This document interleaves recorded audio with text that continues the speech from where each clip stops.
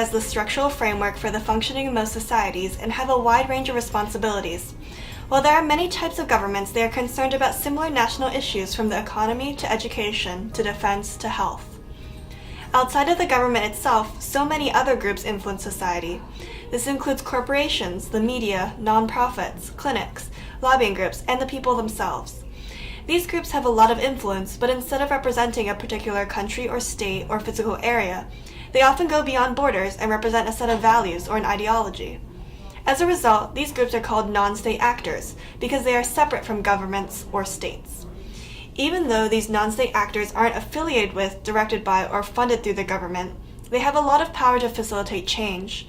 Keep in mind that a non-state actor in one country may actually be controlled by the government in a different country.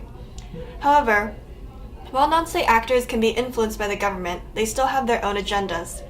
This can be clearly illustrated through the role played by non-state actors in various social movements. A social movement is when a group of people and/or organizations work towards a common goal. This goal is oriented around social change over a long period of time. Often, the social movement doesn't come from within the government, but rather outside of the government, and this is where the non-state actors come in. Unfortunately, things aren't always straightforward. Sometimes the non-state actor involved is working with the social movement to promote change. Other times, the non-state actor is what the people of a particular social movement are demanding action against. We will look at various examples around the world of both of these cases.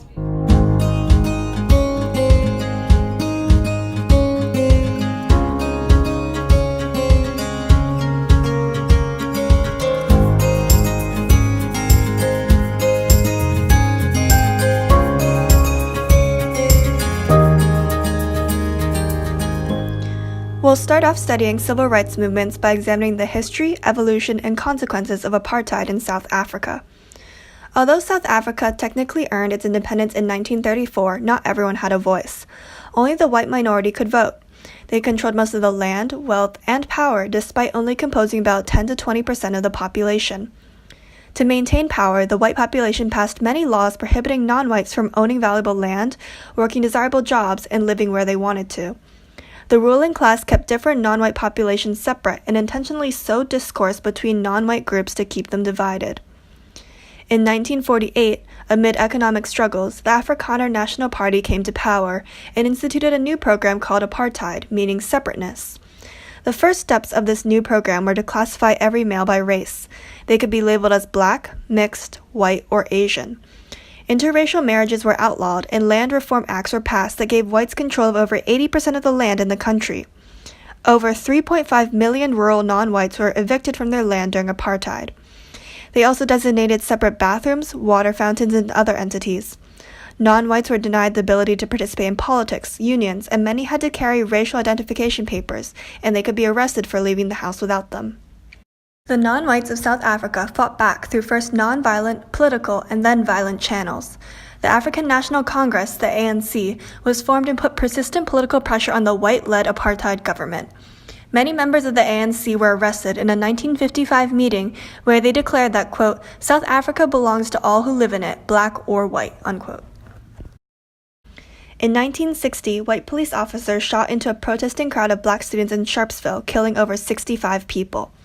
This became known as the Sharpeville Massacre. Many saw this as a sign that peaceful means would not work and violence was the only way to achieve true freedom. In contrast to the peaceful civil rights movement led by Dr. Martin Luther King Jr. in the United States at the time, the ANC formed a militant wing to put more pressure on the South African government. The leaders of the militant groups, most notably Nelson Mandela, were arrested quickly and sent to prison. After another massacre in Soweto in 1976, the pressure on apartheid, both domestically and internationally, was felt. Countries began to impose sanctions on South Africa for their harsh laws, which led to economic recession. South Africa was also expelled from the United Nations and banned from the Olympics.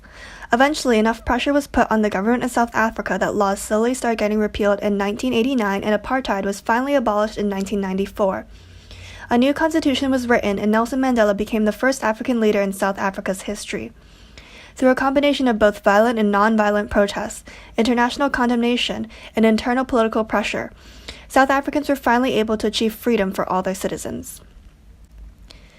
In South Africa, laws meant to restrict the civil rights of certain groups of people began emerging in 1948. Collectively, these laws enforced apartheid in the country. The main non-state actors were the South African citizens who led protests to put political pressure on the state to remove these unjust laws. This social movement within South Africa was supported internationally. 46 years later, after the start of apartheid in 1994, the people finally won and were able to participate in the first South African election open to everybody.